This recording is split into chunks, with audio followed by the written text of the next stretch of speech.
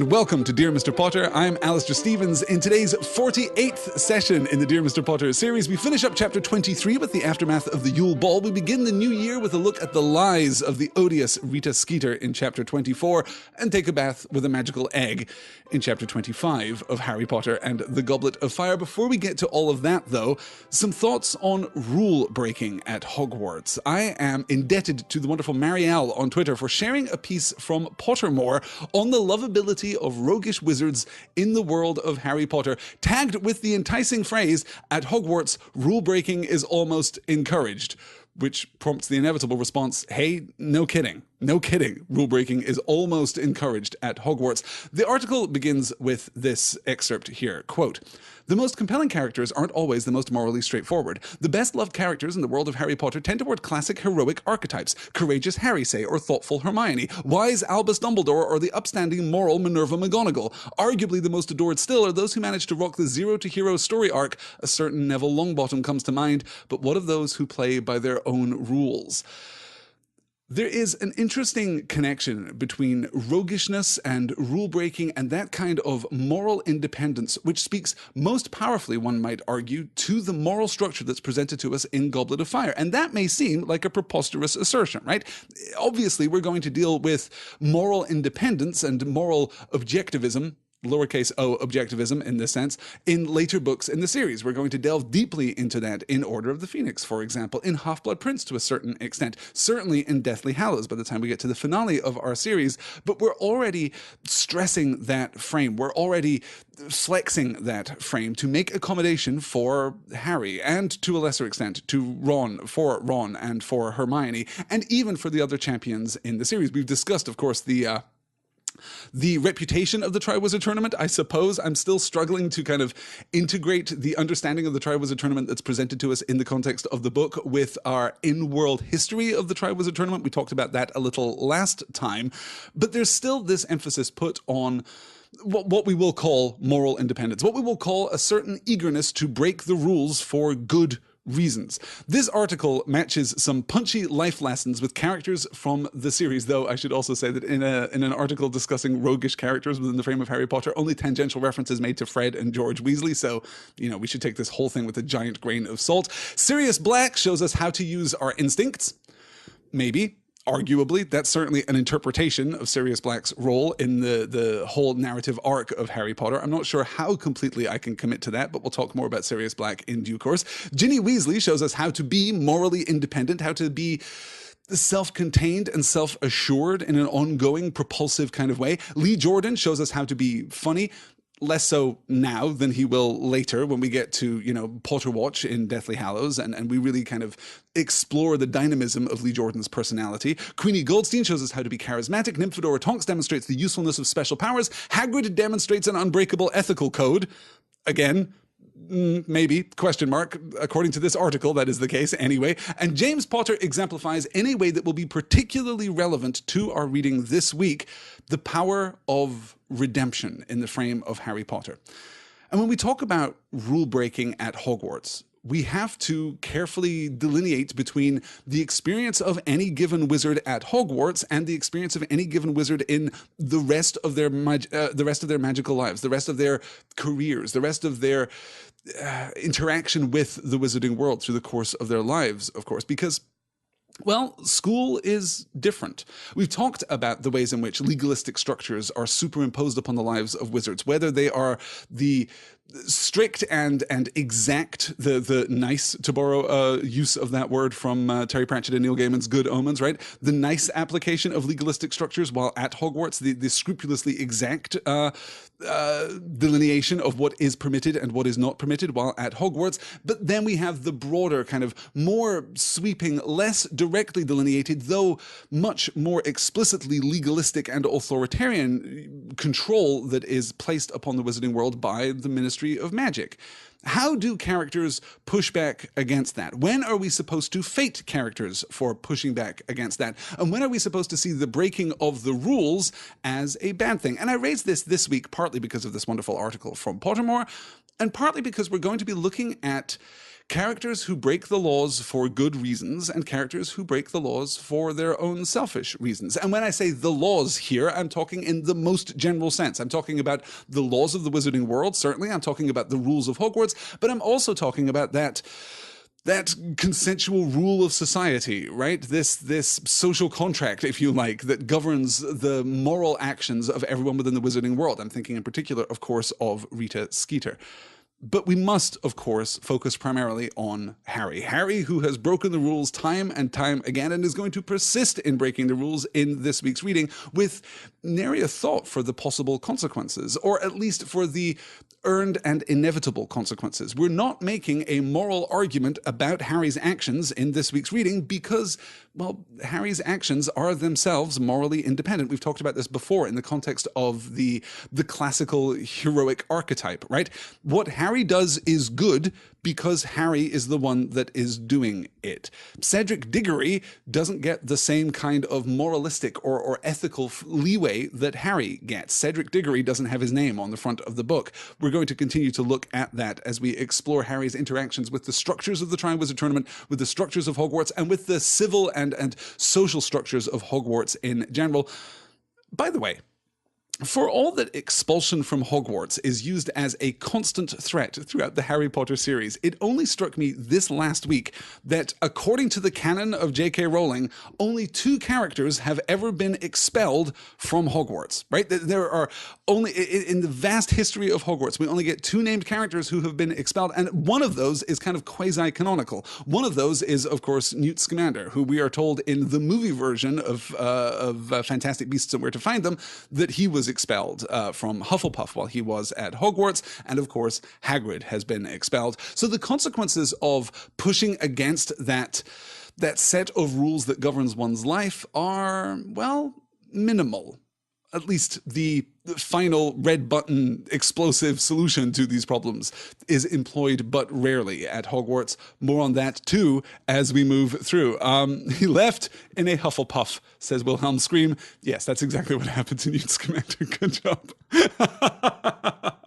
All right, let's get into our reading then. We'll pick up with last week's, or last time's session, I suppose. There was no Dear Mr. Potter last week for intractable scheduling reasons. I do apologize for the absence of the podcast this week. I hope that this week's podcast will make up for it. But we pick up in the aftermath of the celebration of the Yule Ball itself. In fact, we pick up in the direct aftermath of Ron and Hermione's little spat, I suppose, about Victor Crumb and about Hermione's loyalty or lack of loyalty to Harry and, I don't know, the forces of goodness, I suppose. Turns out that Ron can be pretty judgmental, which ties us back to our previous discussion on whether or not Ron is the worst. Well, maybe not the worst. Maybe not the worst in this week's reading in particular, but we'll get to all of that too. He and Ron set off along one of the winding paths through the rose bushes, and they had gone only a short way when they heard an unpleasantly familiar voice.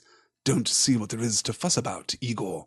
"Severus, you cannot pretend this isn't happening." Karkaroff's voice sounded anxious and hushed, as though not keen to be overheard. "It's getting clearer and clearer for months. I'm becoming seriously concerned. I can't deny it." "Then flee," said Snape's voice curtly. "Flee. I will make your excuses. I, however, am remaining at Hogwarts." Snape and Karkaroff came around the corner. Snape had his wand out and was blasting rose bushes apart, his expression most ill-natured. Squeals issued from many of the bushes, and dark shapes emerged from them. 10 points from Ravenclaw, Fawcett!" Snape snarled as a girl ran past him. "And 10 points from Hufflepuff too, Stebbins," as a boy went rushing after her. "And what are you two doing?" he added, catching sight of Harry and Ron on the path ahead. Karkaroff, Harry saw, looked slightly discomposed to see them standing there. His hand went nervously to his goatee, and he began winding it around his finger. "We're walking," Ron told Snape shortly. "Not against the law, is it?" "Keep walking, then," Snape snarled, and he brushed past them, his long black cloak billowing out behind him. Karkaroff hurried away after Snape. Harry and Ron continued down the path.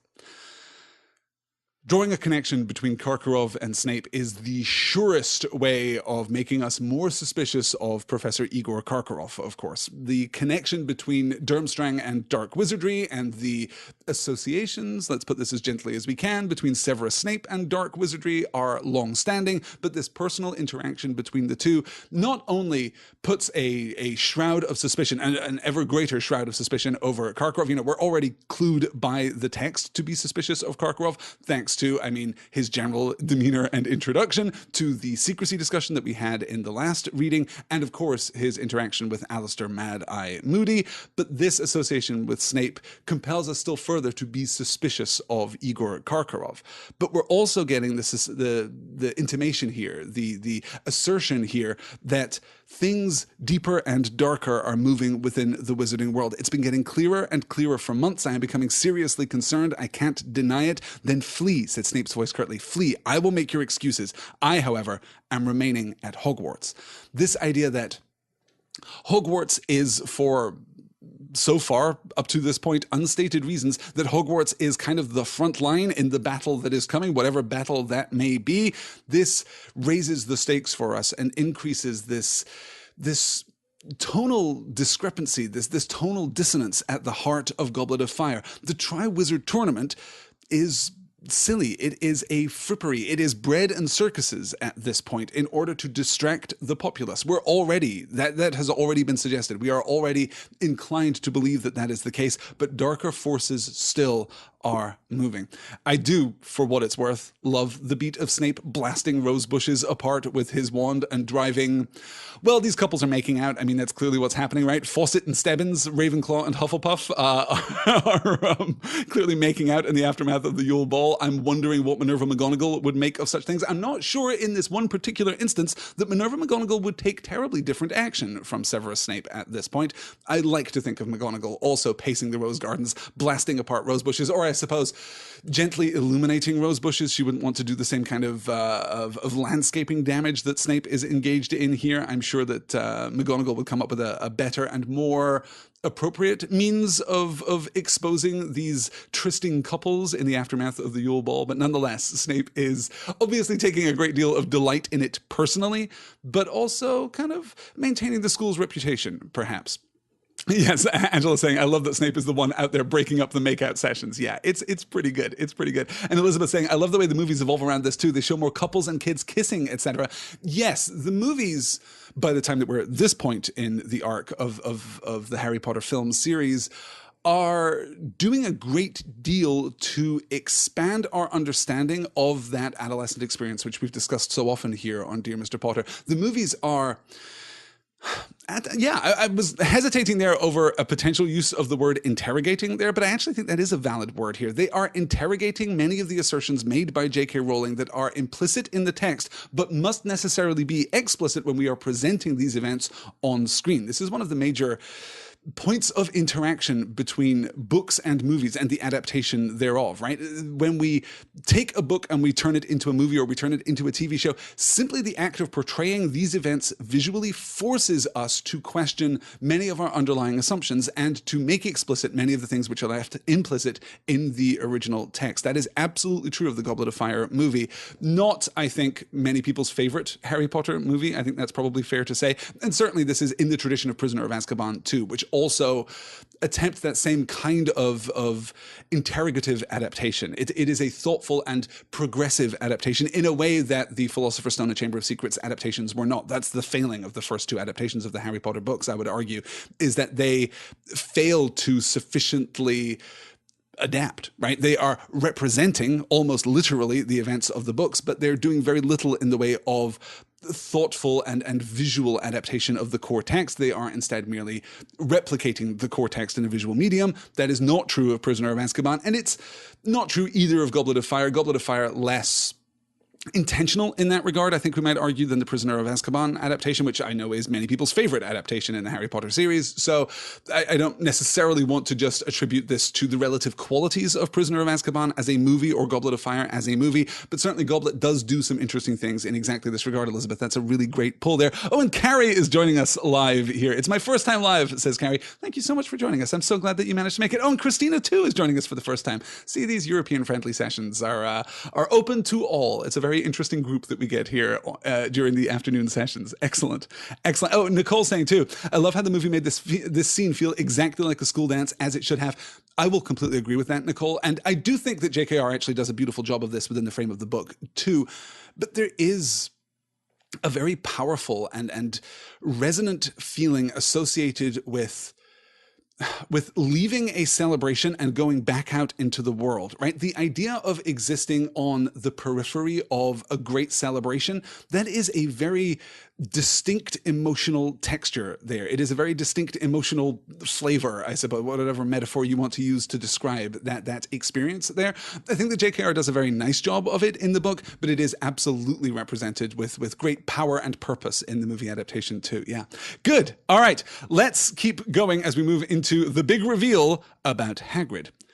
It was my mother, said Hagrid quietly. She was one of the last ones in Britain. Of course, I can't remember her too well. She left, see? When I was about 3. She wasn't really the maternal sort. Well, it's not in their natures, is it? Don't know what happened to her. Might be dead for all I know. Madame Maxime didn't say anything, and Harry, in spite of himself, took his eyes off the beetle and looked over the top of the reindeer's antlers, listening. He had never heard Hagrid talk about his childhood before.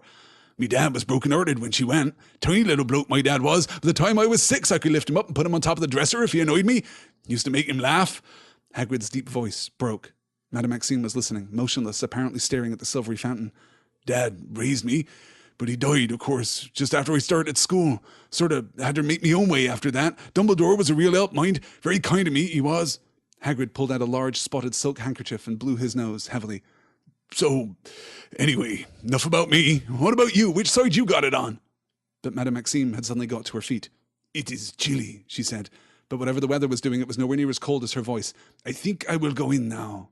Said Hagrid blankly. No, don't go. I've never met another one before. Another what, precisely? Said Madame Maxime, her tone icy.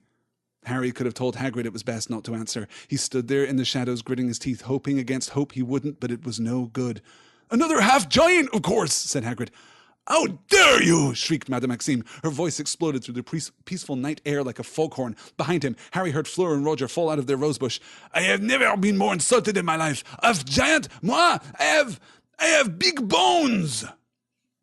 The incidental detail there of Fleur and Roger falling out of their rosebush, one of my favorite things that happens in this entire chapter. What a great little beat, and what a wonderful gesture of humanity for Fleur Delacour too, right? We put almost no emphasis on it whatsoever, but I love this version of Fleur's experience. For once, rarely in the course of the Harry Potter novels, I am almost inclined to reject the notion of this story as told from Hermione's point of view, and I do kind of want a version of this story as told from Fleur's point of view, to be completely honest. But this is not about Fleur and Roger, of course. This is about Hagrid and Madame Maxime. We're going to circle back around to this in at the end of the next chapter, I suppose, when we really get the full story from Hagrid and we see the emotional devastation that has been levied against him, not just because of this rejection, of course, and not a abstract rejection, not merely a romantic rejection, but a fundamental rejection of identity. Hagrid has found something here which is far more valuable to him than a potential romantic partner. He has found a shared identity, a shared notion of his place in the world. He can communicate with another person about what it is to fundamentally be Hagrid, and that is taken away from him as Madame Maxime rejects the obvious conclusion, the obvious inference here that she too is a half giant. She simply has big bones, and worse still, is offended at the very prospect, offended at the very suggestion that she, like Hagrid, could be half a giant. More on this as we move ahead through today's reading. Yes. Fleur fell out of the bush with poise, says Austin. Yes, no, it's true. Fleur glided out of the bush and landed with serene delicacy upon the grass beneath the rose bush, yes.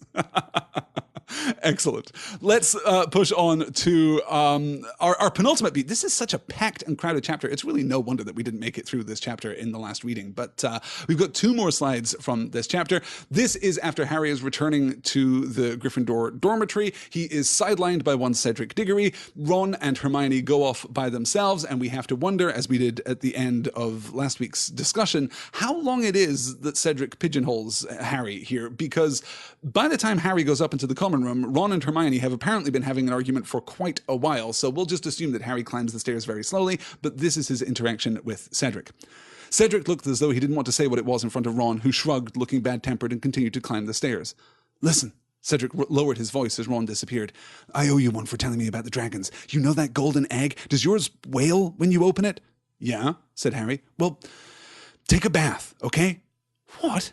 take a bath and take the egg with you and just mull things over in the hot water. It'll help you think. Trust me. Harry stared at him. Tell you what, Cedric said. Use the prefect's bathroom. 4th door to the left of the statue of Boris the Bewildered on the 5th floor. Password's Pine Fresh. Gotta go. Want to say goodnight. He grinned at Harry again and hurried back down the stairs to Cho. Harry's response to Cedric, of course, much more to do with Cho than it is to do with Cedric. We'll look at that as we move into the next chapter. But here we have the unveiling of a clue and Cedric demonstrating his... Well, okay. In one part, to some extent, Cedric demonstrating his own fundamental decency, right? He is repaying Harry for the favor that Harry did him back before the first task. When Harry tells him that the first task is all about dragons, in order to put the champions on a level footing, in order to level the playing field here for the first task, then Cedric is placed in Harry's debt to a certain extent. This is Cedric's decency. This is Cedric's sense of fair play. Not a fair play that is absolutely aligned with the explicit rules of the Triwizard Tournament, where champions are certainly not allowed to collaborate on these tasks, and we're not allowed to share information prior to the unveiling of the task itself. Of course, as established right at the beginning of the Triwizard Tournament, champions aren't supposed to know about the tasks at all before they undertake them, but here Ludo Bagman has introduced the notion of the egg and the clue, and will go some lengths himself, actually, to nudge Harry along that path. Harry is not going to follow Cedric's advice for the better part of a month, in fact, because he's upset about Cho, because he's angry at Cedric, angry at Cho, angry in part, it would seem, at himself. But we'll get to all of that too later in the reading. But this is a recognition of Cedric's decency, but also a recognition of the reciprocity that can be found in those who are placed in special circumstances. There is a sense of camaraderie between the champions, certainly between Cedric and Harry, right? A much greater sense of camaraderie between the two Hogwarts champions than between the Hogwarts champions, the Beauxbaton champion and the Durmstrang champion. But this is still emblematic of that kind of response, this shared response to adversity. Hey, Harry, we're in this together. Whatever we face, we're going to be facing it together, even though we're going to be facing it apart. I am repaying you, but also recognizing this connection here. And Cedric's charming lack of self-awareness here, right? I can't believe that Harry is being terribly emotionally opaque at this moment. He's pretty short. Yeah, said Harry. What? Harry stared at him, right? Harry's contribution to this conversation is cold and terse and almost non-existent, but Cedric doesn't seem to notice that. He gives Harry as much guidance as he can without telling him the actual solution to the riddle. And then, tell you what, Cedric said, use the prefect's bathroom, 4th door on the left of the statue of Boris the Bewildered on the 5th floor, password's Pine Fresh, gotta go, want to say goodnight. He grinned at Harry again and hurried back down the stairs to Cho. Cedric's having a good night and can't understand, or doesn't understand at least, that Harry is not. We'll continue to track Harry's evolving relationship with the hero of Hogwarts, Cedric Diggory, as we push forward. Yeah. Oh, Scotty Who is also joining us for the first time in the chat and says, I love how vague Cedric is here and how Harry thinks he might be getting tricked. JKR does a great job adding tension here. Harry dislikes Cedric right now, so his own pride holds him back and costs him. Absolutely right, Scotty. Yes, that's a great read of what is happening here. Harry's greatest enemy, so often in the pages of the early...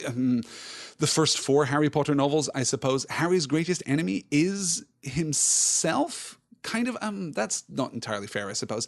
Harry's greatest enemy is Harry's humanity, is Harry's adolescent nature, is Harry's lack of perspective and clarity and maturity. It is a completely understandable lack of perspective and clarity and maturity because Harry is a kid. He's still at school. He's still learning to navigate this world.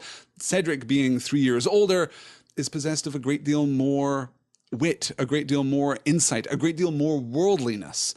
Though his relationship with Cho at that point, if we're emphasizing that age difference here, his relationship with Cho is a little distant and discordant, I suppose, if we're inclined to look for it. But I think you have to really go looking for that in order to be disturbed by it. Anyway, speaking of people who are their own worst enemies, let's talk about Hermione and Ron.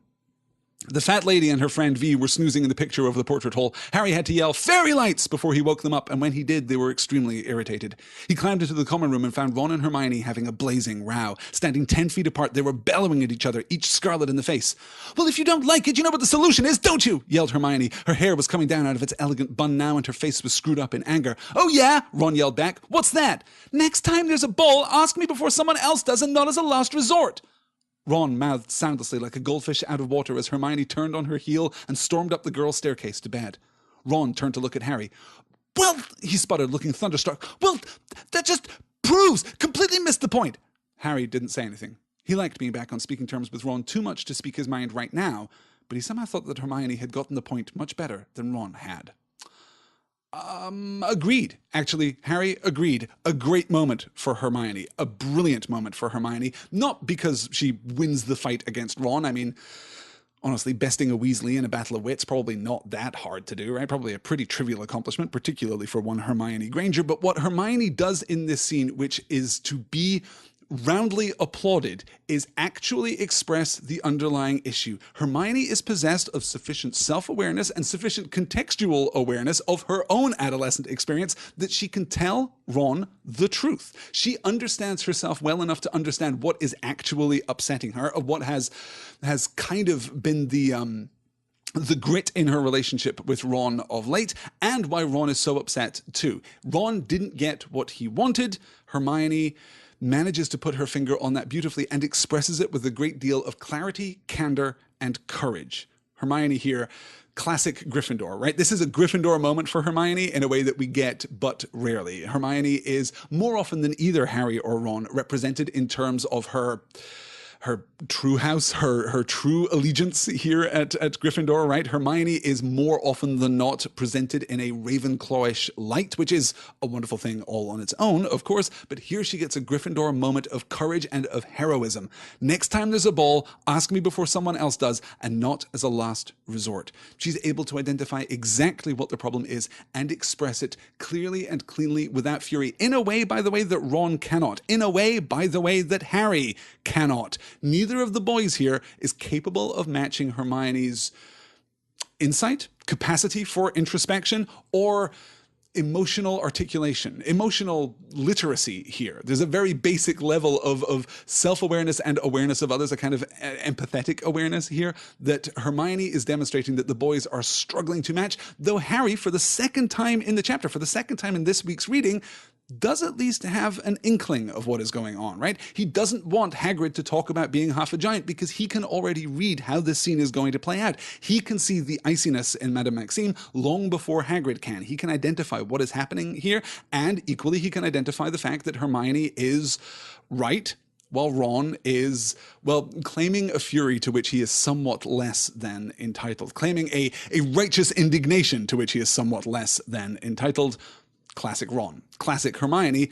Less than classic Harry. This is surprisingly emotionally advanced and nuanced for young Harry Potter, who has not in the past demonstrated a great deal of emotional literacy. We've talked before about how Hermione is left doing all of the emotional heavy lifting for the power trio. That is pretty much going to be true for the entire series, in fact, right? That is just pretty much going to be the case. When there are other emotional problems, other intractable emotional conflicts, both within the power trio and without the power trio, either Hermione is going to very gently intercede and at least help things along. She won't outright fix them, but she can assist the progression toward a new renewal of that relationship, or they will just get fixed by themselves. They will get fixed by the intrusion of some external, pseudo-eucatastrophic element in the narrative here. Hermione, generally, much more emotionally aware, and it's easy to read this as Hermione demonstrating that emotional literacy, that emotional awareness, which we should, right? We should absolutely recognize the fact that Hermione is distinctly more mature than either Ron or Harry at this point. But again, the narrative is giving us this push for Harry too. Harry is suffering horribly because of his jealousy of Cedric Diggory, because of his position here at Hogwarts, because he has been challenged as a champion, I suppose, because his heroism within the bounds of Hogwarts has been questioned. Now, he is, by this point, somewhat accustomed to taking a stand, to taking heroic action against the wishes of those in his community, right? We saw that all the way back in Chamber of Secrets. That is pretty much the Harry Potter story, is exceptional heroism despite the needs or the more limited worldview of those around him. So he's experiencing that again, but he's also experiencing this much more complicated emotional response to Cho and to Cedric, and he's willing to be open to the complexities of these adolescent emotional relationships, these adolescent romantic relationships, when they are externalized. And I'm saying adolescent, even though we're also talking about Hagrid and Madame Maxime, but hey, you guys, Hagrid also absolutely possessed of the same emotionally shallow interpretation of the world that we would associate with adolescence. Is that too stern? Is that too dark a read of Hagrid's character? Well, in fact, let's put a pin in that because we're going to talk a little more about Hagrid at the end of the next chapter. That takes us to the end of chapter 23 here. So we're talking about Ron here in the chat. Jeffed El Funk. I'm sorry, I think I mispronounced your name as Jared earlier because I was just glancing at the chat at Jeffed. I do apologize. I always thought Ron thought himself cooler than Hermione and was more upset that she got asked over him. Absolutely. Ron's coolness is a kind of indefinable currency at Hogwarts in exactly the same way as coolness is an indefinable currency in the real world, right? But it's never more important than when you're in high school, and it's never more important in the context of high school than when you're at Hogwarts, and it's never more important when you're at Hogwarts than it is around the Yule Ball. This first opportunity to be explicitly romantic at Hogwarts, right? We've had other occasions, and certainly, we can think of Percy and Penelope having this ongoing relationship through their earlier years at Hogwarts. It's a high school, so there are going to be romances. There are going to be short-lived and fiery romances in the context of the high school, but this is the first time that has been formalized. The Yule Ball is the first. I want a word that means that kind of formal romance, and I'm not quite sure that I have it. I'm not quite sure that I have it at my fingertips. I will give that more thought because we'll have the opportunity to talk more about romantic relationships as we continue moving. Let's get into chapter 24 then. Rita Skeeter's Scoop. We begin with some Boxing Day bigotry. Everybody got up late on Boxing Day. The Gryffindor common room was much quieter than it had been lately, many yawns punctuating the lazy conversations. Hermione's hair was bushy again. She confessed to Harry that she had used liberal amounts of Sleek Easy's hair potion on it for the ball, but it's way too much bother to do it every day, she said matter-of-factly, scratching a purring Crookshanks behind the ears. Ron and Hermione seemed to have reached an unspoken agreement not to discuss their argument. They were being quite friendly to each other, though oddly formal. Ron and Harry wasted no time in telling Hermione about the conversation they had overheard between Madame Maxime and Hagrid, but Hermione didn't seem to find the news that Hagrid was a half-giant nearly as shocking as Ron did. "Well, I thought he must be," she said, shrugging. "I knew he couldn't be pure giant because they're about 20 feet tall, but honestly, all this hysteria about giants, they can't all be horrible. It's the same sort of prejudice that people have towards werewolves. It's just bigotry, isn't it?" Ron looked as though he would have liked to reply scathingly, but perhaps he didn't want another row because he contented himself with shaking his head disbelievingly while Hermione wasn't looking. Another element here in Harry Potter and the Goblet of Fire directly attached to, associated with, pointed at notions of bigotry and prejudice. Of course, we've been dealing with the house elves all the way through the book. We're going to have a little beat with goblins later. We're going to be dealing with merpeople in the very near future. Minor spoilers, I suppose, for the second task that we're going to be discussing next week. And now, giants too. Hermione's response to the revelation about Hagrid's parentage is pretty much exactly what we would expect Hermione's response to be. A, she has anticipated this move. Well, of course, what? Did you think he was just really tall? Did you think he was just like a large wizard? No, he's clearly something else, and if he is something else, then the list is actually pretty short. He's clearly not half goblin, he's clearly not half house elf, he's clearly half giant. And that's fine because we can't tarnish a whole culture of people, a whole culture of beings, I suppose, with a single brush. We can't decide that all giants are evil because some giants have demonstrably been evil in the past. And even that assertion that some giants have been demonstrably evil in the past comes to us only in the most informed terms through the narrative. Hermione here doing what Hermione does. This is actually a pretty functional and workmanlike echo of the SPEW storyline that we get regarding the house elves. Hermione's going to be a little less comprehensively positive and a little less comprehensively enlightened, even in that imperfect way that we've been discussing with regard to the Hermione storyline in Goblet of Fire, later in this reading, as we talk a little about goblins. Hermione is, as we've said before, an imperfect ally, but her heart is absolutely in the right place. Hermione believes in the liberation of house elves because she believes in the virtues associated with the liberation of house elves, and those are not bad virtues. We talked a little last time, and I think I put a little too much emphasis on the ways in which Hermione is an imperfect ally, the ways in which Hermione has kind of co-opted and usurped the authority of house elves within the narrative of a house elf culture and community a little bit.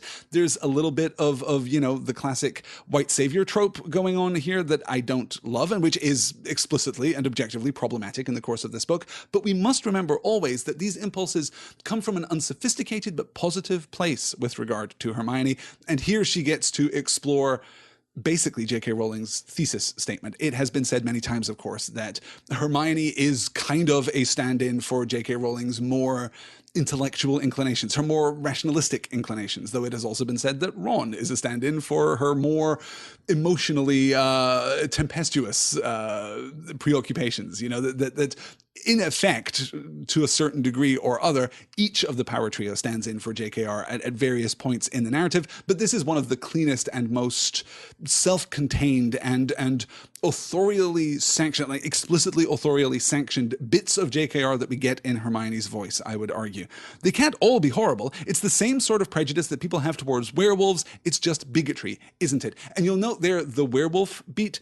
Hermione, okay, is using werewolves as an example. It would make more narrative sense at this point for her to use house elves as an example. Why doesn't Hermione use house elves as an example? Because house elves are still a little complicated with regard in the frame of our understanding of the wizarding world, in the frame of our understanding of Harry Potter and the Goblet of Fire specifically, right? Because Dobby and Winky both, and house elves therefore in general, are treated comedically. They have heart and they have desire, and we're certainly we're complicating their position in the world, and Hermione is waving the flag for that as she moves forward through her subplot, but they're still somewhat less than heroic. Our point of reference for werewolves, on the other hand, well, that's just Remus Lupin. And he is one of the very few characters in all of Harry Potter who is an unambiguously good guy. He is an unambiguous, heroic figure to the power trio at this point.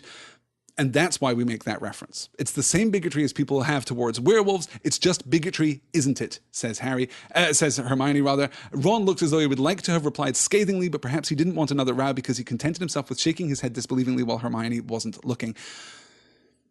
The disbelief there is interesting. Is Ron bigoted about giants? Does Ron, well, okay, is this, let's not anticipate the movement of the story, right? Is believing that giants are incredibly dangerous and, I don't know, natively evil bigotry? Probably. Certainly the narrative assures us that that is the case, though every narrative detail that we've had associated with giants so far does the opposite. The frame of the narrative suggests that no, actually giants are just really super dangerous and violent and bad news. That is why they have been driven away. That is why they have pretty much died out. That is why they have retreated to their own communities, right? But that doesn't necessarily mean that Hermione is wrong, and it doesn't necessarily mean that Ron is right to believe that. Certainly the thrust of bigotry here allows for, well, exceptions. And that is a powerful part of the moral framework of Harry Potter in aggregate, right? That individuals can break free of all that they are. In fact, everything that you hand to any given individual, any part of an individual's identity that comes from their culture, their society, their personal history, can be overturned by their own independent virtue and valor. Again, more on that as we move forward. And I do want to recognize, I know that I'm saying more on that as we move forward a lot, particularly in this reading, but this is actually a reflection of how skillfully architected the plot of Goblet of Fire is. J.K. Rowling is doing something in this book that she just has never done before, which is unifying all of the primary and secondary plots into a unified whole. We really don't get this kind of scale, this kind of sophistication. I mean, certainly not this kind of scale, right? This is a much longer book than any of the books that we've had previously. We don't get this kind of scale. We don't get this kind of sophistication. We don't get this kind of ambition in any of the previous books in the series. She is engaging with this material in a much more thoughtful and mature and complex fashion, and is, I think we have to recognize, doing so fairly beautifully. There are problems with the SPEW storyline. Of course, there are problems with other incidental storylines. There are problems with Ron storylines and with Harry and Cho and how exactly we interpret the characters' actions at this point. But these subplots are orchestrated really rather beautifully in terms of their service to the primary plot. Goblet of Fire manages to unify these plots into a single thematic thrust in a way that none of the previous books have even attempted. I think you can argue that Azkaban attempts something similar, but does not manage to stick the landing as powerfully as Goblet of Fire does, which is all the more impressive because Goblet of Fire is wielding twice the number of plots in twice the number of pages, right? It is just doing so much more. And J.K. Rowling is transitioning here from a more episodic kind of adventure structure into something more unified, into something more conventionally novelistic, into something more adult. This is not the kind of structure that we generally associate, particularly at the time these books were being written. This is not the kind of structure that we associate with YA novels. This is not the kind of structure that we associate with YA storytelling. This is more mature, more sophisticated, more modern. Now, of course, that's kind of a difficult argument to make here from the privileged perspective of 2018 because so many YA series have absolutely cribbed their structure from J.K. Rowling's work here in Harry Potter. But go back to the publication of Goblet of Fire and you'll find very little in the YA space, which was itself, an embryonic space at that time. J.K. Rowling absolutely defined what the modern YA novel meant with the publication of the Harry Potter series, starting pretty much with Azkaban, in fact, right? We've Goblet of Fire and, Philosopher's Stone and Chamber of Secrets are much more traditional kind of children's books, but with Prisoner we see that transition into the YA space in a way that is utterly definitive of what that market segment, what that publishing phenomenon would become over the course of the next 20 years. We're now kind of on the far end of that. We're seeing the ebb of that YA publication impulse, and that is just simply because the market was saturated. That doesn't mean that it was bad. When everyone wrote vampire fiction for that, 5 or 6 year period, and you couldn't move without seeing paranormal romance everywhere, that didn't mean that paranormal romance was bad or that paranormal romance has no innate value or worth. It just meant that the market was saturated, and the market is, well, kind of naturally restless in the sense that readers will generally gorge on a particular tone or a particular theme or a particular subject or a particular form and then move on to something else. But also it is vital to the publishing industry's financial success and future that they maintain this cutting edge trend, that they move from one subgenre to another subgenre with a great sense of propulsive purpose, because that simply is how you sell more books in the modern world. I got distracted there talking about all of that, but here we go. Let's keep moving on. Good. Yes, exactly. Elizabeth putting her finger on it beautifully here. YA is more restless because the readers grow up. You're absolutely right. That alchemical volatility that we find in every subgenre of publishing, right? Whether you're talking about romance novels and from cozy romances to paranormal romances to erotic romances to, every subgenre over there to mystery novels and true crime and locked room mysteries and Christie-esque mysteries and supernatural mysteries, right? Every subgenre has that kind of innate volatility to it, but that volatility is heightened all the further because YA audiences are temporary. Your YA audience is not going to be your YA audience forever. And J.K. Rowling anticipated that beautifully in the evolution of her style moving through the Harry Potter series as she sought deliberately or not, either deliberately or unintentionally, to age her narrative voice along with the characters, along with the audience. She does that actually quite beautifully moving through this series with minor deviations. We must, of course, keep going. I'm now halfway through my time. I can't believe this has happened. Let's get to Care of Magical Creatures and the introduction, hooray, of a new professor. When they arrived at Hagrid's cabin, however, they found an elderly witch with closely cropped grey hair and a very prominent chin standing before his front door. "Hurry up now! The bell rang 5 minutes ago!" she barked at them as they struggled toward her through the snow. "Who are you?" said Ron, staring at her. "Where's Hagrid?" "My name is Professor Grubbly Plank," she said briskly. "I am your temporary Care of Magical Creatures teacher." "Where's Hagrid?" Harry repeated loudly. "He is indisposed," said Professor Grubbly Plank shortly. Soft and unpleasant laughter reached Harry's ears. He turned. Draco Malfoy and the rest of the Slytherins were joining the class. All of them looked gleeful, and none of them looked surprised to see Professor Grubbly Plank.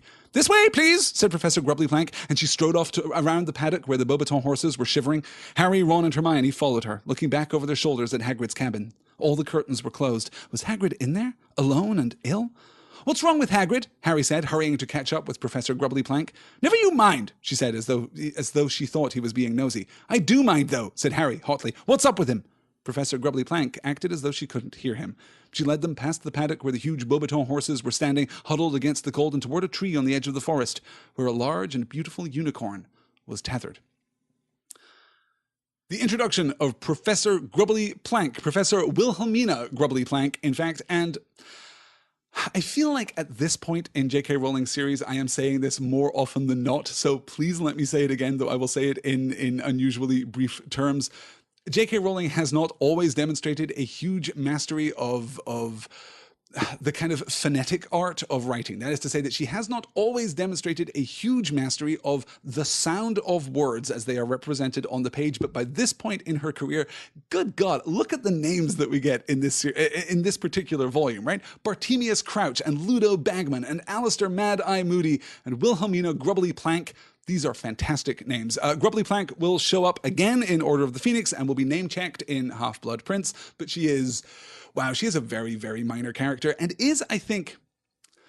Well, okay, if I was writing Harry Potter trivia, I would be very inclined to reference Grubbly Plank as the answer to a given question about care of magical creatures professors here at Hogwarts. So again, we're removing people from the frame here. And this is happening very quietly and very slowly as we progress through this plot. We're going to find out, well, we have already had it intimated, in fact, that Barty Crouch is not around anymore. And we're going to have that confirmed by Ludo Bagman in the near future. Bagman himself is not where he ought to be. People are not playing their expected roles. Things are shifting very quietly under the surface here at Hogwarts. And all of this is playing into this incredibly slow burn increase in tension and increase in palpable threat here at Hogwarts through the course of Goblet of Fire. We saw something similar to this happen back in Prisoner of Azkaban, but because of the page constraint back in Prisoner of Azkaban, it happened that much more quickly, and we were able to externalize much of it into the presence and purpose and personhood, ? Of the Dementors themselves. There are no Dementors bounding Hogwarts now. Hogwarts was presented to us as being very cozy over the Christmas period, but now as we're moving into the new year, it is wide open again. And in its wide openness, we are seeing things ebb away. We are seeing things disappear from what we expect from Hogwarts here. Erica asking, I wonder if Grubbly Plank is actually a wonderful person. I think she gets a bad rap because 1, she's a temporary teacher, and 2, she's replacing Hagrid, who our protagonists love. That is a really great question, Erica. Elizabeth saying she does a great job of taking care of Hedwig in book 5. She absolutely does. Grubbly Plank seems to be a very good teacher of care of magical creatures, right? She seems to be doing a wonderful job. There is a very strong argument that the girls who respond so positively to the care of the unicorn in this class are absolutely right. That Hagrid, for all of his virtues, for all that Hagrid is beloved, let's make this less complicated, right? For all that Hagrid is beloved, particularly by our power trio, he's maybe not a particularly great teacher. Grubbly Plank seems to be a very good teacher and seems to be capable of maintaining a certain authority in her outdoor classroom, in her professorial milieu here, than Hagrid ever is. Let's get on to the scoop, shall we? Let's find out what it is that is keeping Hagrid hidden away from the world. We're going to get the... I'm going to do the whole of the Daily Prophet piece on Hagrid here because, God, it's lovely. So let's start with the first half of the eponymous Rita Skeeter's scoop. Dumbledore's giant mistake.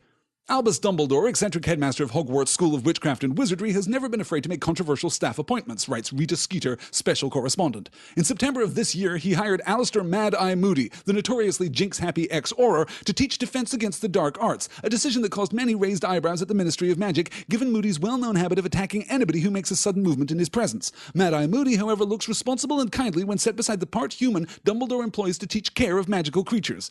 Rubius Hagrid, who admits to being expelled from Hogwarts in his 3rd year, has enjoyed the position of gamekeeper at the school ever since, a job secured for him by Dumbledore. Last year, however, Hagrid used his mysterious influence over the headmaster to secure the additional post of care of magical creatures teacher, over the heads of many better qualified candidates. An alarmingly large and ferocious-looking man, Hagrid has been using his newfound authority to terrify the students in his care with a succession of horrific creatures. While Dumbledore turns a blind eye, Hagrid has maimed several pupils during a series of lessons that many admit to being, quote, very frightening. I was attacked by a hippogriff, and my friend Vincent Crabbe got a bad bite off a flubberworm, said Draco Malfoy, a fourth-year student. We all hate Hagrid. We're just too scared to say anything. One of the criticisms that J.K. Rowling receives, particularly with regard to the Harry Potter book, I think this is less true now because she has so varied her writing style in her subsequent works, but one of the criticisms that she gets through the Harry Potter series is that she has little to no control of her narrative voice. That is to say that the assertion is made that J.K. Rowling's narrative voice is innate to her and doesn't vary. That, I will hereby propose to you all, is a garbage theory. Because look at this. Look how brilliantly, awfully, and awfully brilliantly this excerpt is. Look at the mastery that J.K. Rowling demonstrates here of this particularly odious tabloid style of writing. It completely changes the rules that she has established in the rest of the book and the rest of the series regarding grammar and syntax and attribution and everything. This does not read like the narrative voice associated with J.K. Rowling's Harry Potter series at all. It does absolutely read like the worst kind of British gutter tabloid journalism. With particular reference here, look at that first paragraph. So we get the introductory statement, right? The introductory assertion here. Albus Dumbledore, eccentric headmaster of Hogwarts School of Witchcraft and Wizardry, has never been afraid to make controversial staff appointments, writes Rita Skeeter's special correspondent. That's your subheadline there. That's your lead, if you like. In September of this year, right? And I'm just going to break this down as we move through it. Look at how utterly riotous and anarchic and fractured and just outright bad this sentence is. In September of this year, he hired Alistair Mad Eye Moody, the notoriously jinx-happy ex-Auror, to teach defense against the dark arts, a decision that caused many raised eyebrows at the Ministry of Magic, given Moody's well-known habit of attacking anybody who makes a sudden movement in his presence. That's an awful sentence. It is an awful sentence. We've got independent subclauses. We've got dependent subclauses. We've got just commas thrown. Just someone loaded a shotgun full of commas and fired it at the page upon which the raw text of this article was written. It's awful. It's brilliant. She manages to completely nail this voice in a way that deserves our absolute and utmost respect. I also love her mastery here, her kind of second person mastery here of the greatest trick available to gutter tabloid writers and reporters, right? The assertion of an untrue and unsubstantiated fact carefully framed as though it were taken for granted, as though it were absolutely implicit in one's own innate understanding, in the reader's innate understanding of the subject, right? Albus Dumbledore, eccentric headmaster of Hogwarts School of Witchcraft and Wizardry, has never been afraid to make controversial staff appointments. What is implicit here? Albus Dumbledore, he is the headmaster of Hogwarts, that's fine. He's never been afraid to make controversial staff appointments, writes Rita Skeeter, special correspondent, that's fine. Eccentric? Eccentric is just slipped in there. Eccentric is just asserted without any scrutiny whatsoever. Then, as we move on, notoriously jinx-happy ex-Auror, a decision that caused many raised eyebrows at the Ministry of Magic. Note the appeal to authority there. Nobody loves an appeal to authority like the readers of a tabloid newspaper, let me tell you, unless, of course, the subject of the article is an institute possessed of some authority itself, in which case we will absolutely be dubious of innate legalistic authority.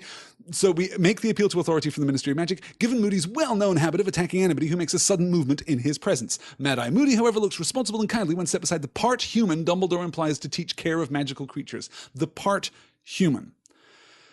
This is the worst order of bigotry. This is the worst kind of bigotry that we see in Harry Potter and the Goblet of Fire. I would argue this is that argument that Hermione made right back at the beginning of the reading this week made manifest. This is what happens when you engage in this kind of careless thinking, when you engage in this kind of prejudiced didacticism, I suppose. This is what happens. So we get the quote there from Draco Malfoy. I was attacked by a hippogriff. My friend Vincent Crabbe got a bad bite off of a flubberworm. We're going to find out in just a moment that flubberworms, of course, don't even have teeth. So this is completely fictional. This definitely has never happened. Let's move on to the one other thing that I wanted to pull out, actually.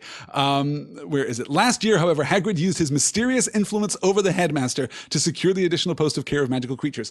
Look how we pivot here from Albus Dumbledore is dangerous. dangerous and a menace and eccentric. He has oftentimes made weird appointments to the staff and faculty of Hogwarts School of Witchcraft and Wizardry, right? That's asserted right there in the first para, but then when we get to the third paragraph, no, we pivot away from Albus Dumbledore because he's not the subject of the story. We don't actually care how dangerous and eccentric and potentially insane Albus Dumbledore is. Instead, we want to talk about Hagrid. We want to render Hagrid in the most monstrous terms possible, so we attribute to him a mysterious magical power, a mysterious magical influence over Dumbledore. And you can absolutely expect this to be followed up with Dumbledore, who was of course appointed headmaster of Hogwarts School, who has served his school faithfully, is now nothing but a victim of the evil Rubius Hagrid, right? All of this is implicit in the assertions. Yeah, it's so awful. Greg is pointing out here in the Crowdcast chat, this article was so important as build-up for the events in Book 5. In the most emphatic and powerful way, Greg, yes, you are absolutely right. So much of what happens in Book 5, arguably the entire point of Book 5, can find its roots right here in the Rita Skeeter subplot in Book 4. Let's look at the back half of this story. Hagrid has no intention of ceasing his campaign of intimidation, however. In conversation with the Daily Prophet reporter last month, he admitted breeding creatures he has dubbed blast-ended scroots, highly dangerous crosses between manticores and fire crabs. The creation of new breeds of magical creature is, of course, an activity usually closely observed by the Department for the Regulation and Control of Magical Creatures. Hagrid, however, considers himself to be above such petty restrictions. I was just having some fun, he says, before hastily changing the subject. As if this were not enough, the Daily Prophet has now unearthed evidence that Hagrid is not, as he has always pretended, a pure-blood wizard. He is not, in fact, even pure human. His mother, we can exclusively reveal, is none other than the giantess Fridwulfa, whose whereabouts are currently unknown. Bloodthirsty and brutal, the giants brought themselves to the point of extinction by warring among themselves during the last century. The handful that remained joined the ranks of He Who Must Not Be Named, and were responsible for some of the worst mass muggle killings of his reign of terror. While many of the giants who served He Who Must Not Be Named were killed by Aurors working against the dark side, Fridwulfa was not among them. It is possible she escaped to one of the giant communities still existing in foreign mountain ranges. If his antics during care of magical creature lessons are any guide, however, Fridwulfa's son appears to have inherited her brutal nature. In a bizarre twist, Hagrid is reputed to have developed a close friendship with the boy who brought around you-know-who's fall from power, thereby driving Hagrid's own mother, like the rest of you-know-who's supporters, into hiding. Perhaps Harry Potter is unaware of the unpleasant truth about his large friend, but Albus Dumbledore surely has a duty to ensure that Harry Potter, along with his fellow students, is warned about the dangers of associating with part giants. I mean, we could do a step-by-step rebuttal. We could do a step-by-step repudiation of every single detail of Rita Skeeter's story, which might actually make for a pretty fun afternoon, now that you mention it, but it's certainly going to consume the rest of our time here on Dear Mr. Potter, so we're going to breeze past this as quickly as we can, but there are a couple of details which we must, of course, call out. The blast-ended scroots, you'll see the way in which Hagrid's words have been turned against him. I was just having some fun, he says, before hastily changing the subject. Yes, this is, again, the worst kind of tabloid journalism. But as if that wasn't enough, that's not the point, of course, of all of this. It's not just that Hagrid is dangerous. It's not just that he's running, unregulated experiments here at Hogwarts. It's not just that students in his care have become injured because of his care of magical creatures classes. It's mostly that he's half giant. Has now unearthed evidence that Hagrid is not, as he has always pretended, note the claim to moral superiority there, a pure-blood wizard. He is not, in fact, even pure human. Hagrid, we can infer, has never claimed either of those things. He has never claimed that he is a pure-blood wizard and has never claimed that he is pure human. He hasn't talked about it publicly, but that doesn't mean that he has claimed the contrary. His mother, we can exclusively reveal, is none other than the giantess Fridwulfa, or Fridwulfa, I suppose, it depends on your pronunciation, whose whereabouts are currently unknown. So then we get the gloss of giants here. Bloodthirsty and brutal, they bring themselves to the point of extinction by warring amongst themselves. The handful that remain join Voldemort's ranks during the Wizarding War, are responsible for some of the worst mass muggle killings of his reign of terror, absolutely aligning the readers of the Daily Prophet with the side of capital G good, right? Or if not capital G good, then at least capital S superior, I suppose. While many of the giants who served He Who Must Not Be Named were killed by Aurors working against the dark side, okay? Statement of fact. While many of the giants who served He Who Must Not Be Named were killed by Aurors working against the dark side, Fridwulfa was not among them. Okay? Well, there are two possible interpretations of that concluding point. The first, that she was not killed by Aurors who were working against the dark side. The second, that she was not present in that battle at all because she was not working for He Who Must Not Be Named. We're drawing this association and we're doing it by step inference here, right? We are building a a whisper campaign of lies against Hagrid here in the worst possible way. While many of the giants who served He Who Must Not Be Named were killed by Aurors working against the dark side, Fridwulfa was not among them. It is possible she escaped to one of the giant communities still existing in foreign mountain ranges. I don't know if the word foreign stands out to American readers in the way that it stands out to British readers of this book, but foreign is a word that has been very carefully weaponized by British tabloid newspapers over the years, right? British tabloid newspapers, I don't know how many of you are aware of this distinction. American tabloid newspapers tell you that Elvis and Bigfoot are hanging out in Area 51, right? That is, and that every celebrity that you happen to know has slept with every other celebrity that you happen to know and probably has illegitimate love children too. Probably also illegitimate love children with either Marilyn Monroe or JFK, either or possibly both, who can say for sure. That's the American tabloid tradition, right? The British tabloid tradition is much more, is simply much more bitter, is much more caustic, is much more cynical about everything, and nothing is more potent in the armory. No tool is more generally effective and efficacious in the hands of a British tabloid journalist than the word foreign, because foreign indicates, well, basically anything negative that you would like to associate with it. Every negative connotation is tagged with the word foreign, or tagged to the word foreign in the tradition of British tabloid journalism. I hate how specific and acute and well observed that is. So we have the beat where we're associating giants with the service of Voldemort, right? Many giants are killed by Aurors in the battle against the dark side. Fridwulfa may not be among them. Fridolfa was not among them. In fact, we know that she was not killed by an Auror. That does not prove that she wasn't serving Voldemort. That proves that she wasn't killed in the aftermath of Voldemort's fall. It is possible she escaped to one of the giant communities still existing in foreign mountain ranges. If his antics during care of magical creatures lessons are any guide, however, Fridwulfa's son appears to have inherited her brutal nature, taking that absolutely as read, right? Thereby driving Hagrid's own mother, like the rest of you-know-who's supporters, into hiding. We've now cleared all the hurdles that we have to. We have built this daisy chain of supposition and of inference to absolutely connect Fridwulfa into the service of Voldemort.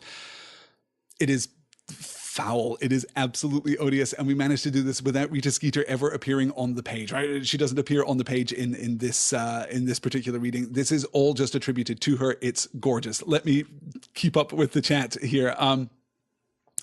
Lynn saying, contra the Continentals, contra the Irish, etc. How did it get to the Brexit? No one has to wonder if politics and journalism always take the easy way to explain any problem. Yeah, this probably isn't the best place to talk about Brexit and the role of British tabloid journalism in Brexit, but damn, yes, you're absolutely right. Rayla Lynn saying, I hate how much this gets to Hagrid. He's so tender-hearted, it makes me dislike Rita even more. Absolutely, yes. Yeah, Greg saying all the stories about foreign criminals we get, you would think British people did not commit crimes.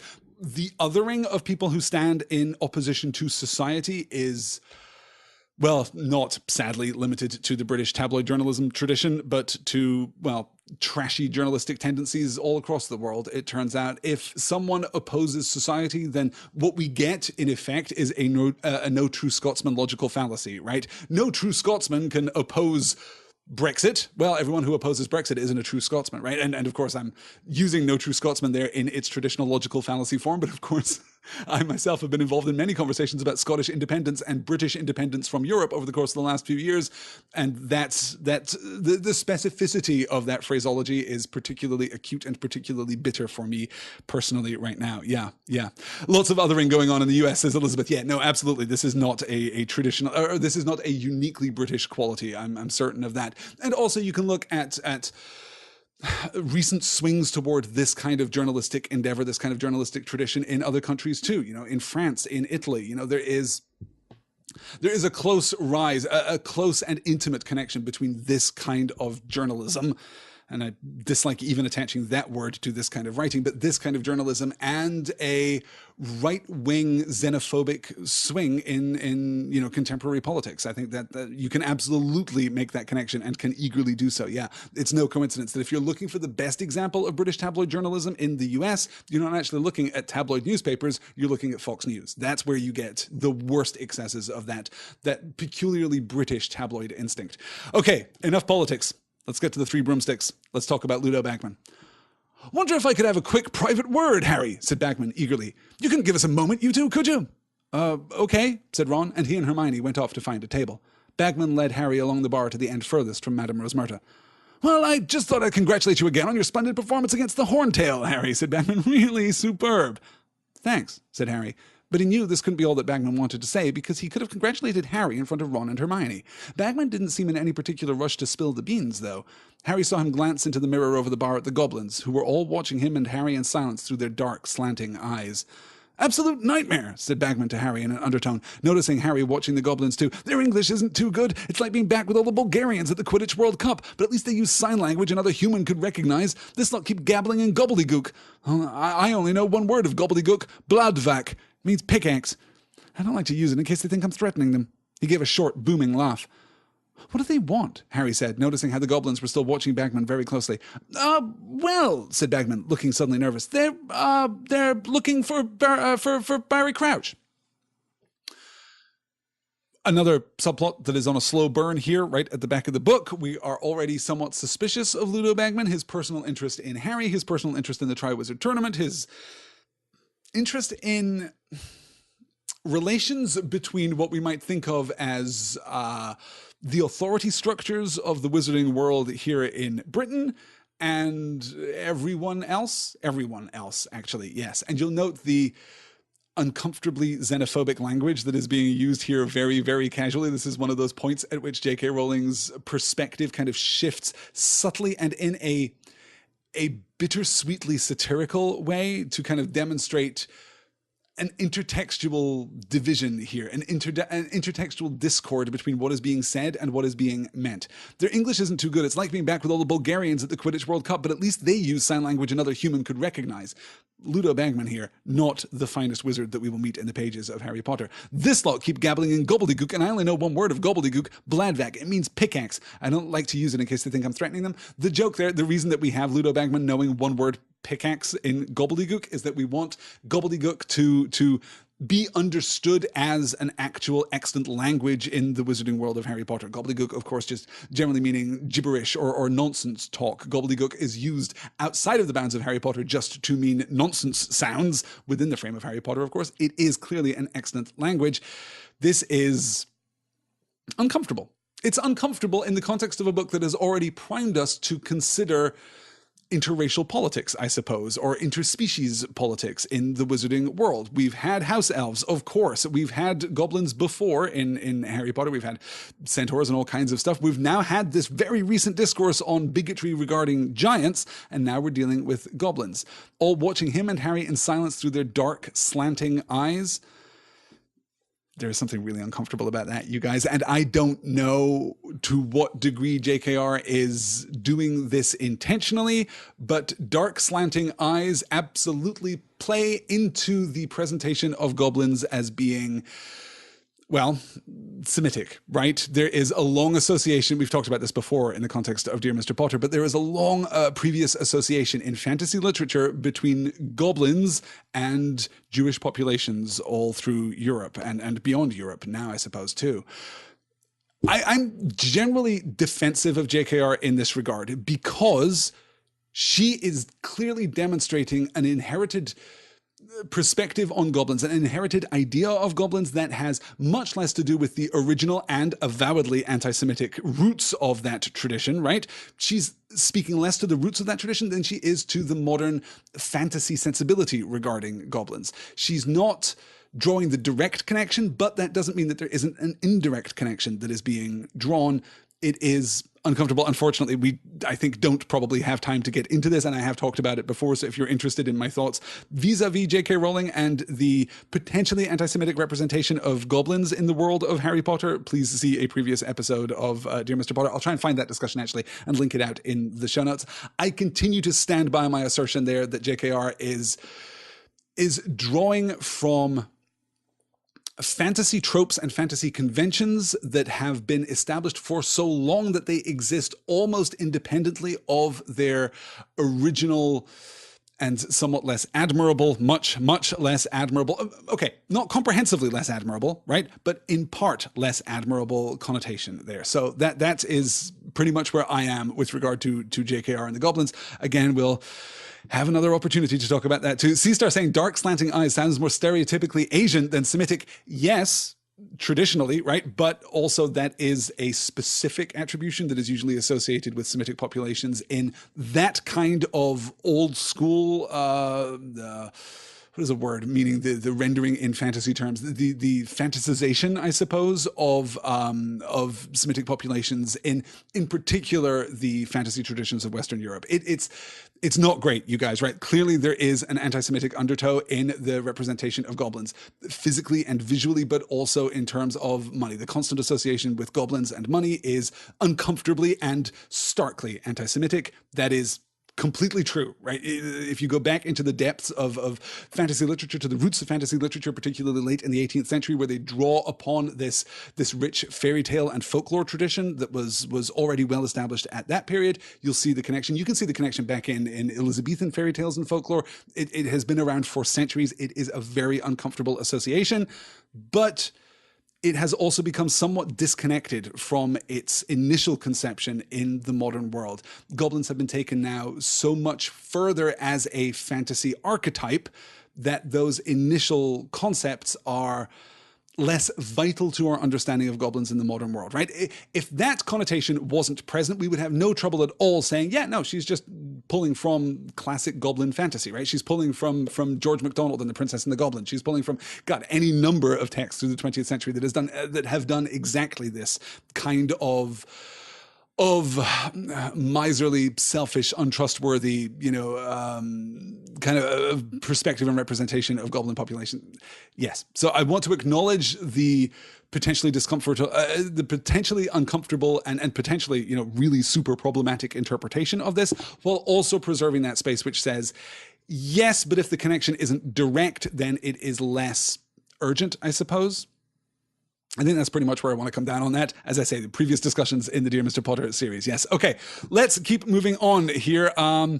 Yeah, we're not going to finish chapter 25. That's all right. I actually had very little hope of getting through chapter 25 or even to chapter 25 this week. Next week, we're going to cover just chapter 26 because I've been running behind on Dear Mr. Potter for many weeks, and chapter 26 is the second test, which is a very long and very deep chapter. So I think what we're going to do here is let's do 2 more slides. We'll catch up with Hagrid. We'll finish up our discussion of chapter 24. Next week, chapter 25 and 26. Let's see if we can make this work.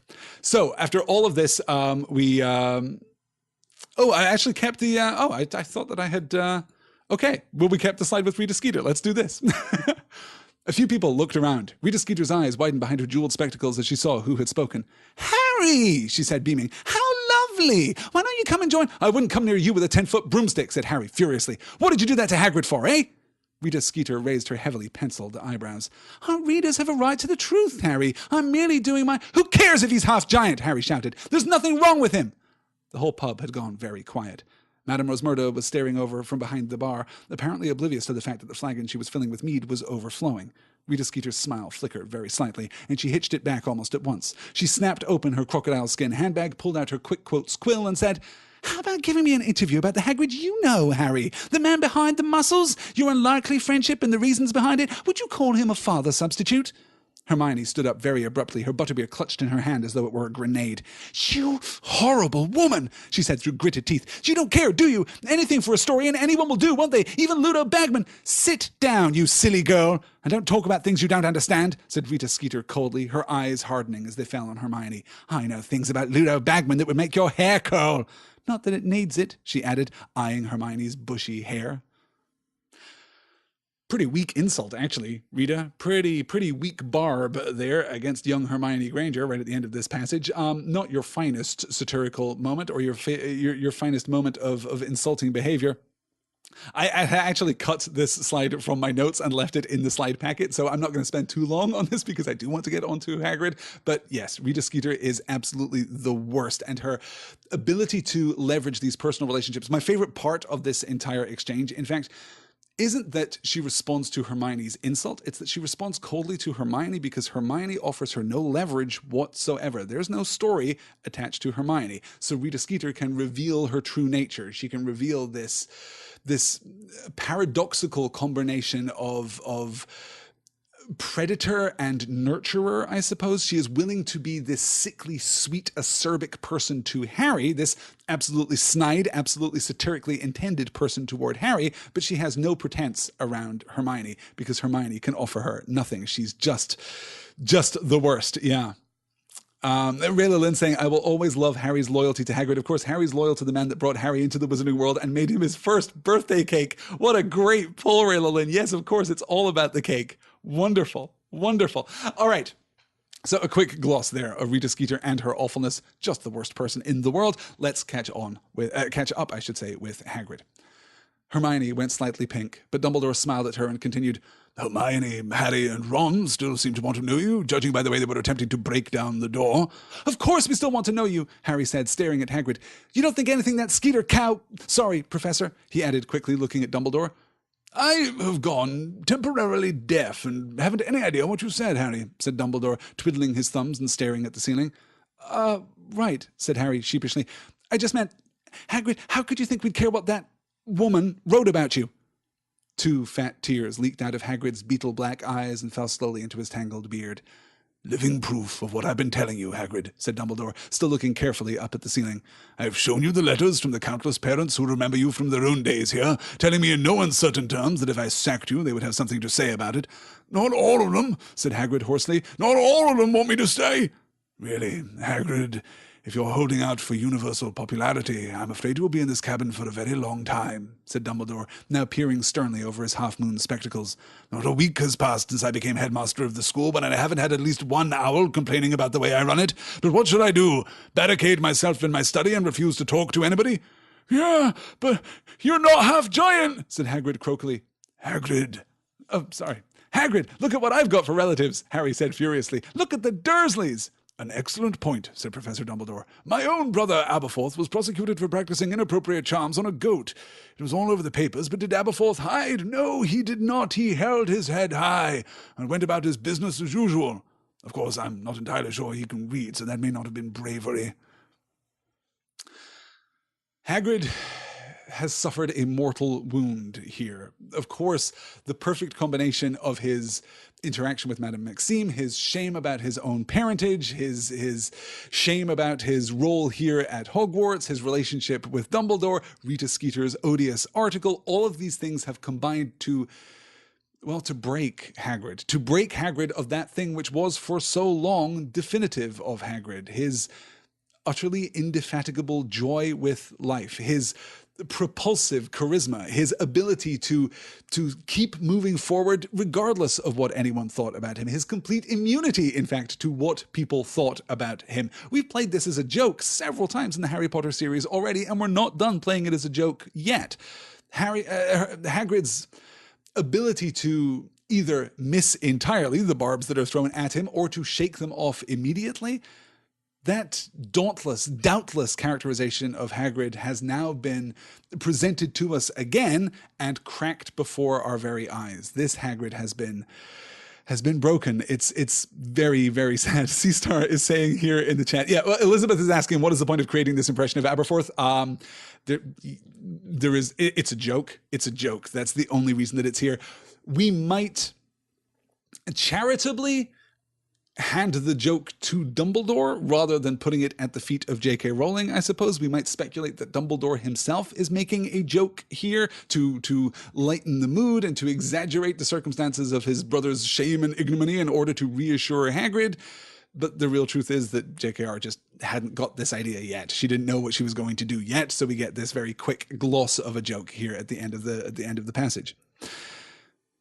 This idea of popularity, of universal popularity, and the slings and arrows which will assail us in the course of our lives is enormously powerful, of course. And seeing Hagrid brought low by these lies, these intimations, these insinuations, this outright campaign against his character, this assault upon his character, and the joy, the glee that has been felt by those who have undertaken this campaign is utterly heartbreaking.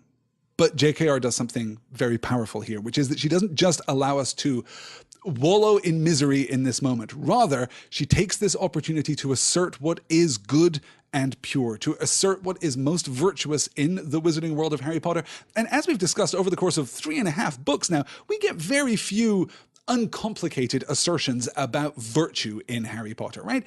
Our discussions of the four houses of Hogwarts, for example, are complicated. Our discussions of Harry's heroism are complicated. Our discussions of Hagrid's care for Harry or of Dumbledore's role as headmaster, all of these discussions are compromised and complicated because virtue is compromised and complicated, with arguably one sole exception. Let's look at the last slide here from chapter 24 and our last slide in this session of Dear Mr. Potter. Dumbledore stood up. I refuse to accept your resignation, Hagrid, and I expect you back at work on Monday, he said. You will join me for breakfast at 8:30 in the Great Hall. No excuses. Good afternoon to you all.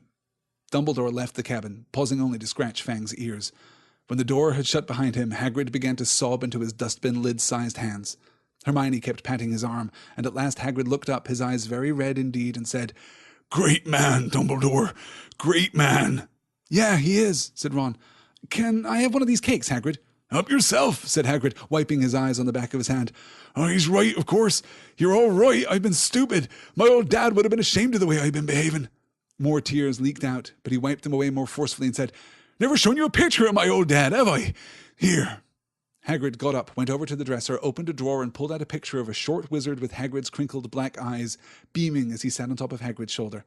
Hagrid was a good 7 or 8 feet tall, judging by the apple tree beside him, but his face was beardless, young, round and smooth. He looked hardly older than 11. I was taken just after I got into Hogwarts, Hagrid croaked. Dad was dead chuffed, though he thought I might not be a wizard, see, 'cause me mum... Well, anyway, of course I never was great shakes at magic, really. At least he never saw me expelled. Died, seeing me second year.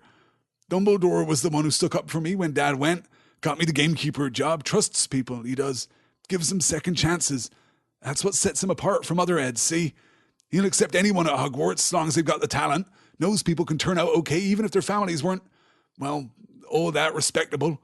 But some don't understand that. There's some who'll always hold it against you.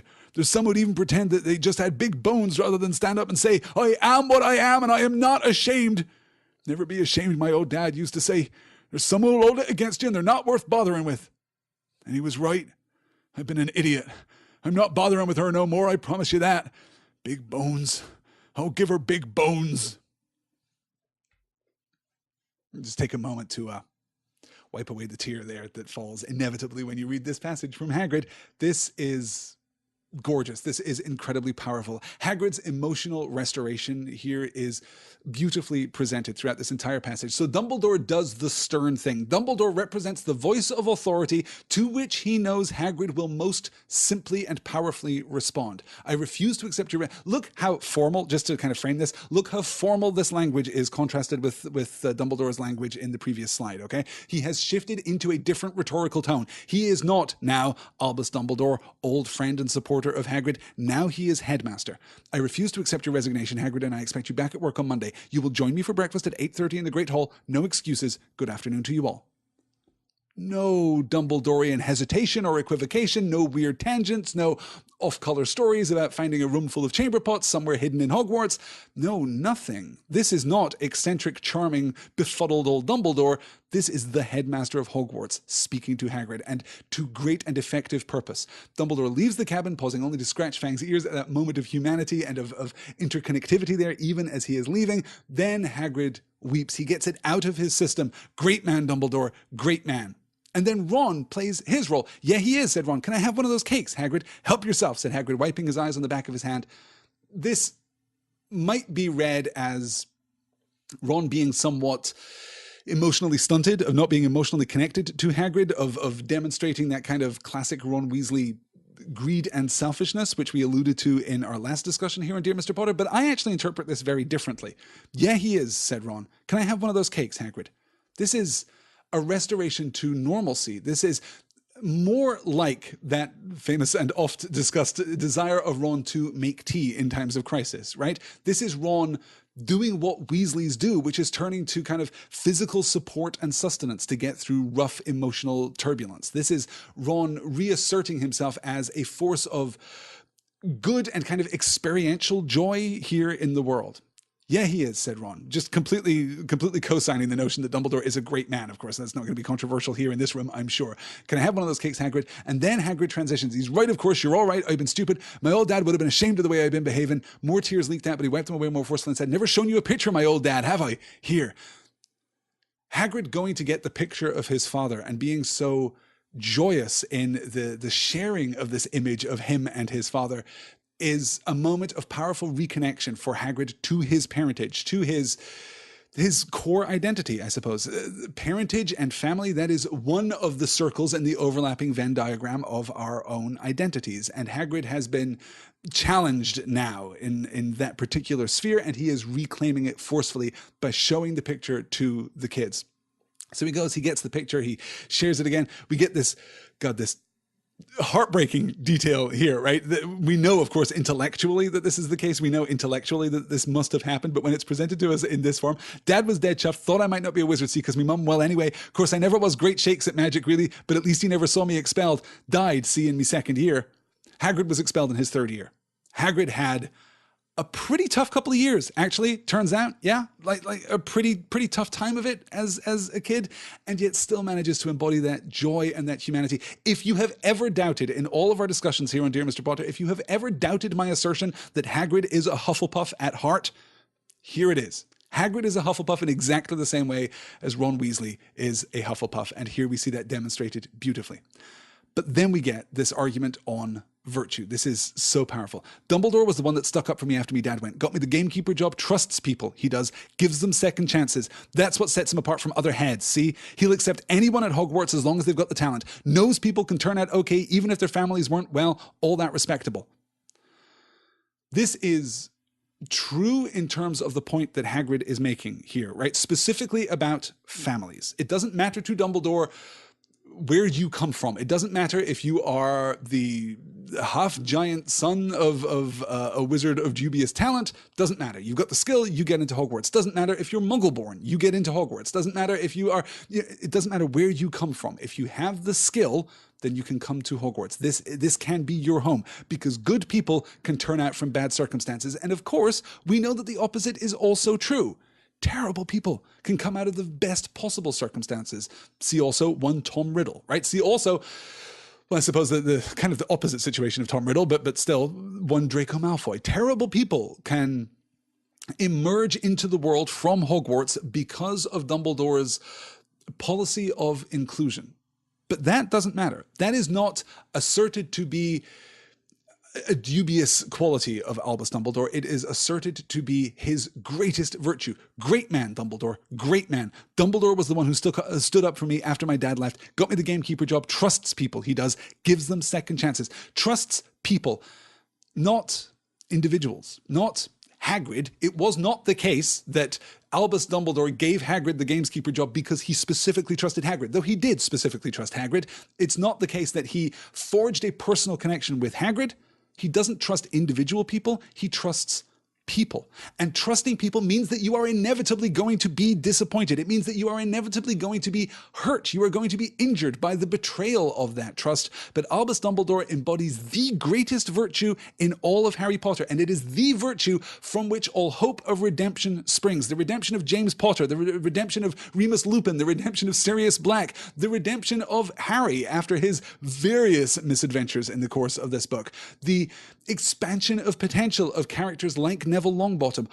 Heroism in Harry Potter is absolutely dependent upon that fundamental trust. The trust of authority in the individual. The belief that you are capable of great things. No matter your history, no matter your ancestry, no matter your family, no matter your background, no matter your recent actions, everyone is capable of greatness. That is embodied in the personhood of Albus Dumbledore. That is why he is a great man.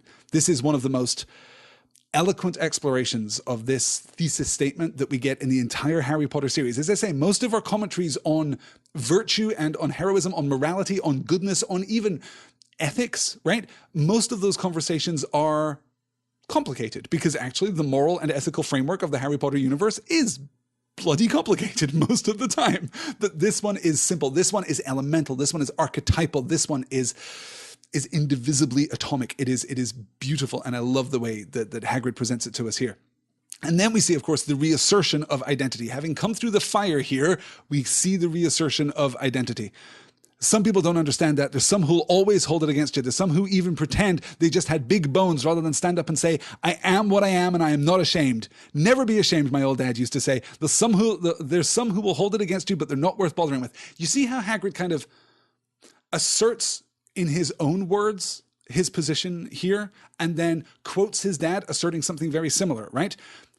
Some don't understand that. There's some who'll always hold it against you. There's some who'll even pretend they just had big bones rather than stand up and say, I am what I am and I'm not ashamed. Never be ashamed, right? We see that immediate echo there. My old dad used to say, there's some who will hold it against you, echoing the previous sentiment that Hagrid had expressed, but they're not worth bothering with, and he was right. I've been an idiot. I'm not bothering with her no more. I promise you that. Big bones, I'll give her big bones.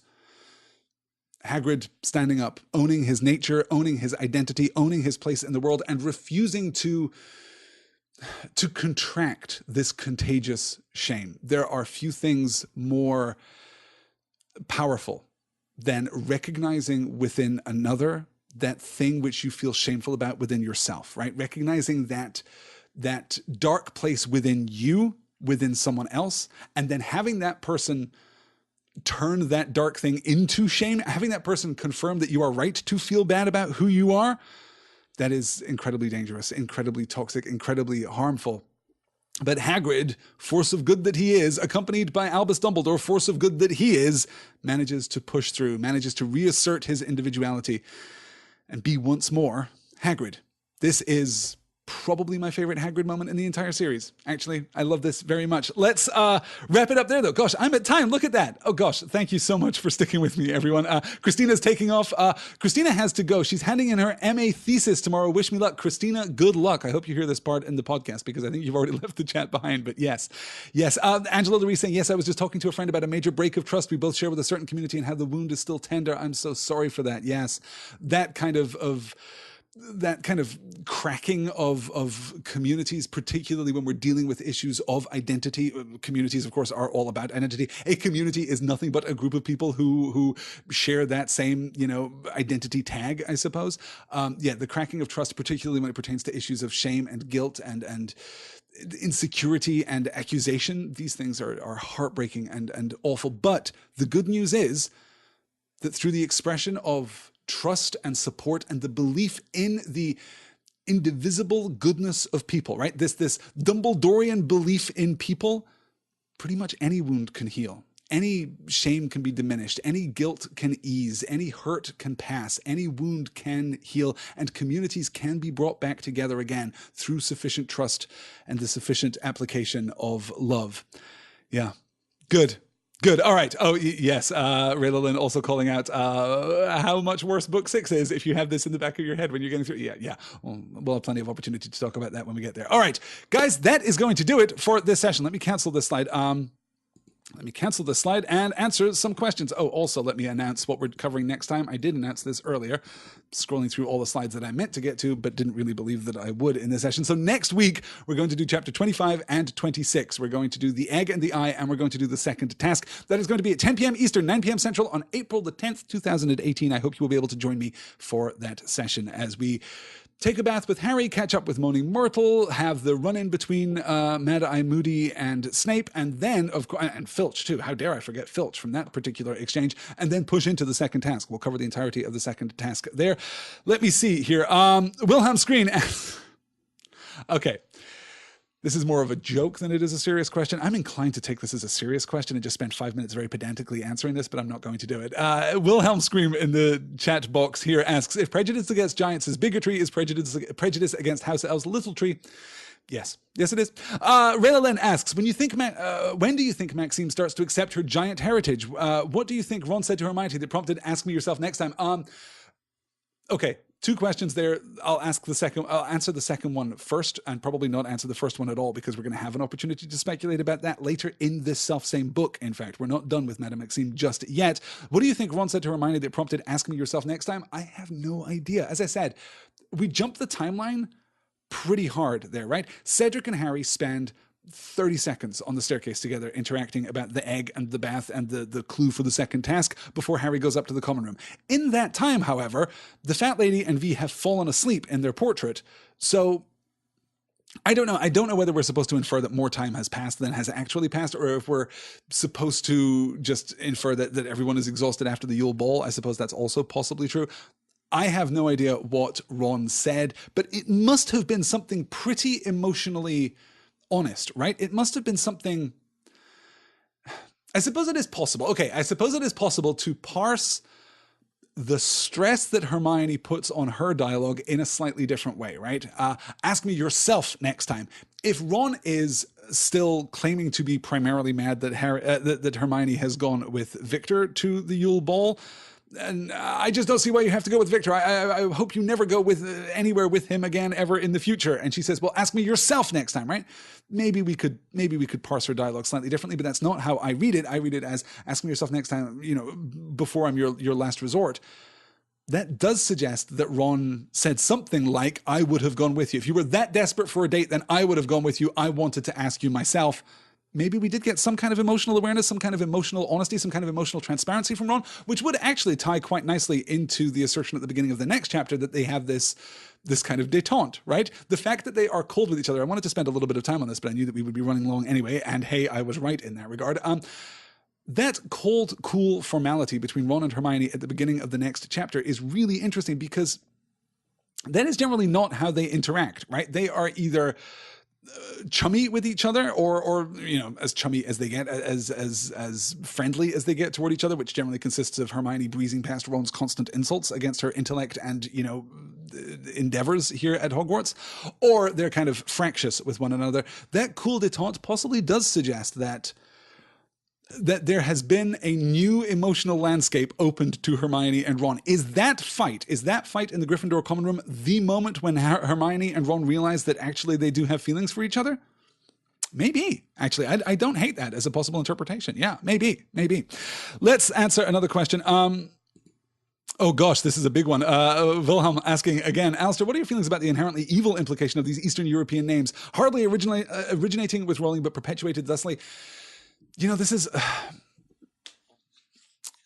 there is a kind of cultural response to this and a linguistic response to this, right? There are particular phonemes and phonetic sets. There is a tradition of phonetic morphology in English, really in the Romance languages, right? Extending out across Western Europe, but it has been dubiously perfected in English. There is a kind of phonetic morphology which tells us that certain sounds are just evil. V's and K's and hard, jagged consonants. We are generally more suspicious of hard, jagged... Contrast, let's go to the works of Tolkien and contrast the names associated with the Black Tongue, the names associated with Sauron, the names associated with the orcs, with the names associated with elves, right? Even the names the words associated with dwarves in Tolkien's Legendarium are kind of hard-edged, but it is possible to differentiate between the hard-edged solidity of the Dwarven language in Tolkien's Legendarium than with the kind of guttural and brutalistic sound of the Black Tongue and the language of orcs and goblins in Tolkien's Legendarium. That is true of all fantasy literature basically forever, right? Going back into folk tales and fairy stories, we have used this particular morphology to indicate evil, right? That's just a thing that we do. There is an unfortunate association with that particular morphology and languages from Eastern Europe, languages from various other parts of the planet, unfortunately. I am inclined to believe that is primarily phonetically, kind of morphologically connotative rather than it is denotative. That is to say that we find these particular sounds to be more ominous or more indicative of evil intent just because of a coincidence of English language morphology and Romance language phonetic morphology than because we are making direct reference to Eastern Europe, right? Or to other linguistic traditions. Generally, I'm wary of that kind of direct cultural association. Now, here's the trick. The fact that it is connotative and not denotative in that sense does not mean that we can be irresponsible. It does not mean that we are liberated from any burden toward kind of social representation or social responsibility in the broadest possible sense, cultural responsibility in the broadest possible sense. Having understood this, I would not myself be comfortable leaning into it. Having thought about this, I would not be comfortable representing it or advocating for it. I think that it would be somewhat disingenuous and somewhat irresponsible to do so. We're kind of back into the anti-Semitic goblin portrayal here in Harry Potter again, aren't we? Is it poorly intended? Probably not. Is it still nonetheless significant and ought to be avoided?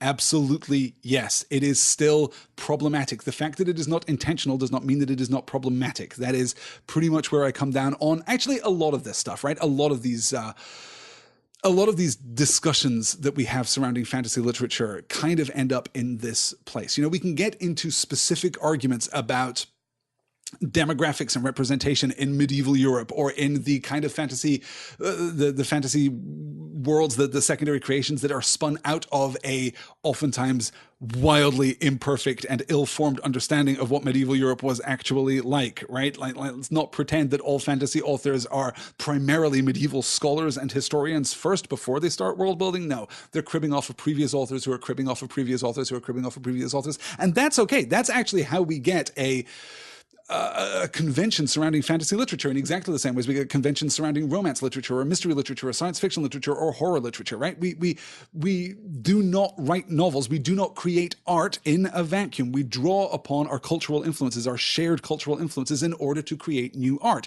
That's completely natural and completely positive. But we still must be mindful. We still must be aware.